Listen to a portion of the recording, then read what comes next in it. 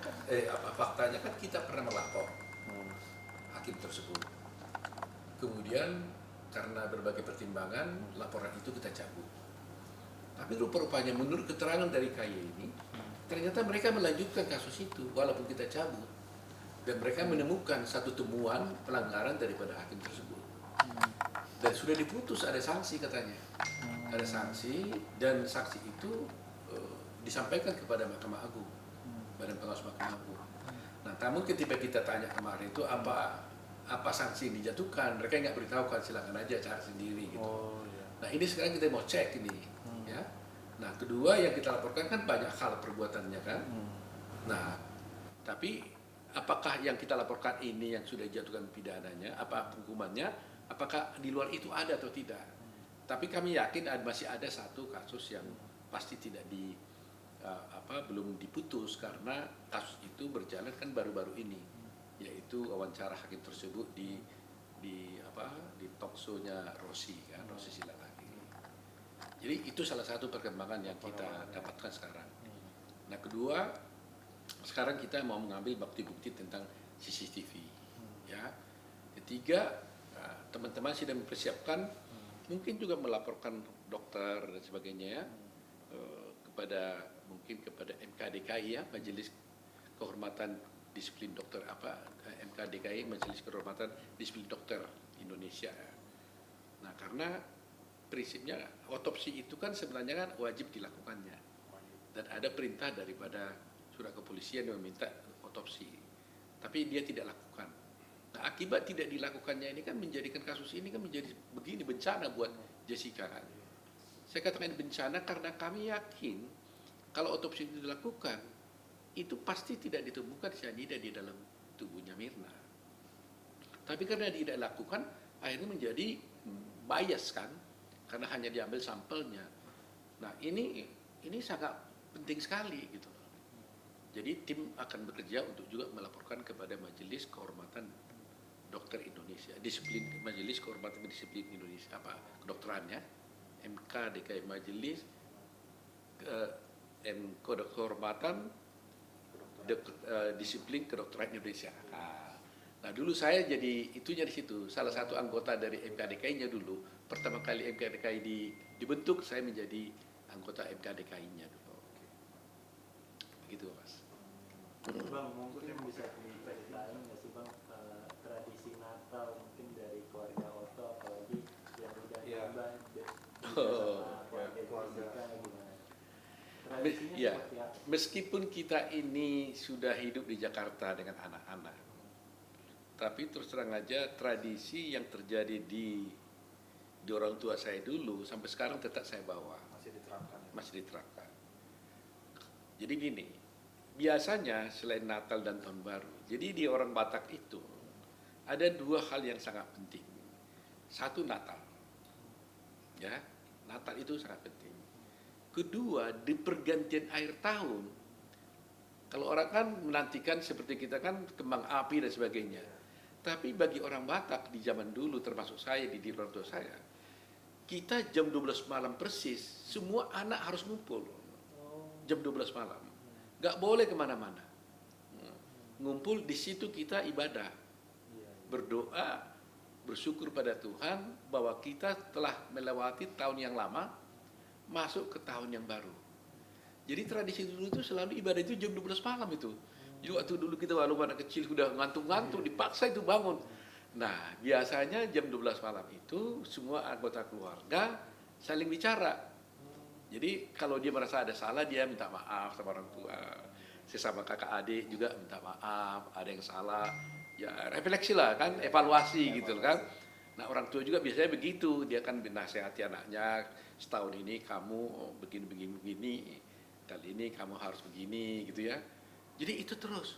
Nah, setelah di Jakarta, orang kan pergantian tahun perginya kan keluar, lihat kembang api. Nah, mempertahankan kan nggak mudah. Tapi saya dengan istri saya tetap mempertahankan apapun jam 12 kita kumpul. Gitu.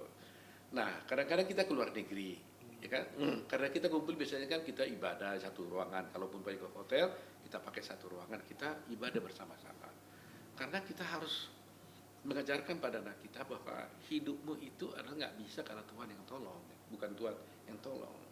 Jadi persis tank jam 12 kita sudah nyanyi, berdoa sama-sama, saling evaluasi, saling menasihati, dan saling memaafkan.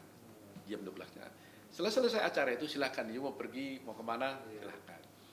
Nah, tapi kan kadang-kadang ada kesulitan kalau kita persis keluar negeri. Jamnya kan beda. Ya, kalau di luar sana jam segini, di sini jam berapa.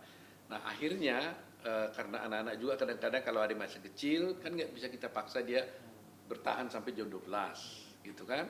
Kalau umurnya 10 tahun, ya jam 10 dia udah tidur. Nah, akhirnya kita rubah, tidak lagi jam 12 malam, tapi besoknya di January 1st, gitu kan. Ya, nah, makan siang, kita kumpul dengan yang sarang sama, tapi dengan waktu yang berbeda. Jadi itu bagi kita, tradisi itu tetap kita bawa itu. Jadi kita tidak biarkan mereka itu jam 12 malam itu pergi kemana-mana. Nah sekarang karena kita bikin Januarinya, oke silahkan dia mau lihat kembang api silahkan. Tapi besok pagi atau siang jam 12 kita kumpul lagi makanan itu. Itu kalau tradisi itu tradisi betul. Harus dijaga. Iya harus dijaga terus. Karena baik gitu loh, baik sekali. Ya kan karena coba setahun ini kita kan nggak pernah bisa heart to heart bicara sama semua anak kan. Jadi situ evaluasi. Jadi kita berani bilang, bisa acaranya sampai 2-3 jam tuh. Dulu you begini. Nah, di situ ada konsensus bahwa di situ itu tidak boleh yang ada dendam, tidak ada marah. Kalau dinasihati depan orang juga ya harus nurut. Nah, tentu Anda bertanya, kan anak-anakku itu kan sekarang sudah suami istri, sudah mandiri. Ya nggak apa-apa, tetap bagi saya itu tetap anak saya. Itu anak manis saya, biar dia sudah punya anak, bagi saya itu anak yang manis buat saya. Jadi saya tetap punya merasa boleh dong saya memberikan nasihat ya. Dan mereka juga mau, ya kan? Nah, mereka juga saya tanya kalau punya papa selama ini ada kurang bagus, kurang perhatian atau salah melangkah, tolong kalian juga bicara. Nah, biasanya di akhir tahun itu kita membicarakan tentang apa mau kita lakukan ke depan. Jadi umpamanya kalau saya punya suatu keinginan atau cita-cita, kita harus ngomong sama dia. Rencana saya tahun ini, rencana ini. Karena kan kita nggak mungkin jalani hidup ini tanpa rencana kan. Jadi kalau negara kita ini ada namanya dulu pelita ya kan, rencana 5 tahun gitu, ya kita rencana 1 tahun dulu lah. Ya, tahun ini saya berencana begini. Nah kita diskusikan, ada pro kon dan sebagainya. Itu tradisi yang selalu kita lakukan itu. Jessica sendiri gimana nih Pak dengan tradisi-tradisi yang ada sekarang di keluarga besar? Ini kan baru tahun ini pertama dia ya. Menjadi tahun pertama. Ya saya kira dia bisa ikut ya. Buktinya tadi kan kita di gereja gitu, langsung dia tahu jam 4 gereja udah dia langsung ngumpul. Jadi saya puji Tuhan dia langsung bisa ngumpul sama kita ke gereja dan dia udah tahu nanti itu bahwa akhir tahun 31 jam 12 kalau memungkinkan bisa kumpul, kalau tidak di Januarinya.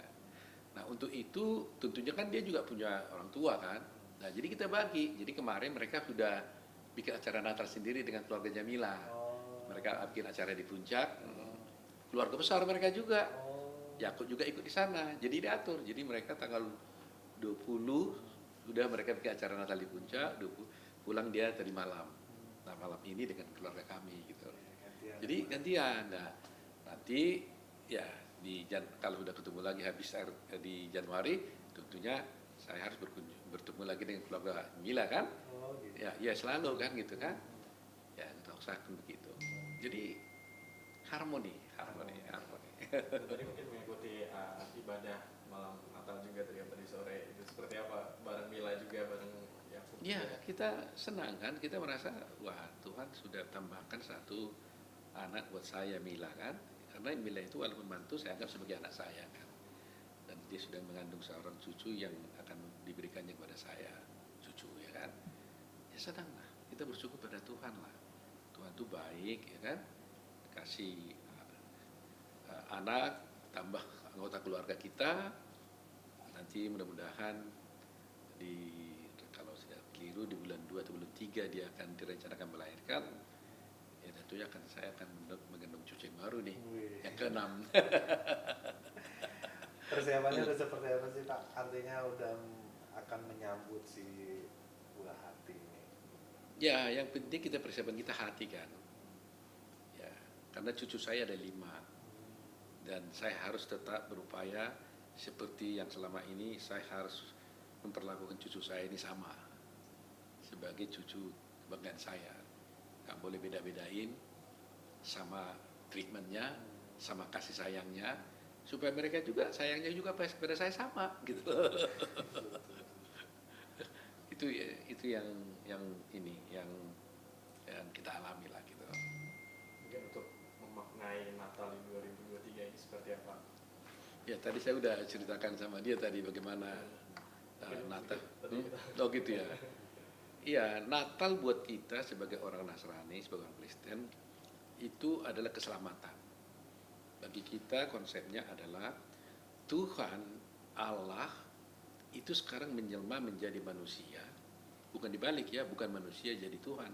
Tapi Tuhan Allah menjelma menjadi manusia, datang sebagai manusia ke bumi ini dengan tujuan untuk menyelamatkan umat manusia, termasuk saya, sehingga saya yang berdosa ini dicuci dosa saya diselamatkan. Itu sebabnya bagi kita sebagai orang Kristen bahwa keselamatan itu adalah anugerah. Jadi keselamatan itu suatu hal yang tidak bisa kita raih dengan upaya kita sendiri, tapi itu adalah anugerah dari Tuhan.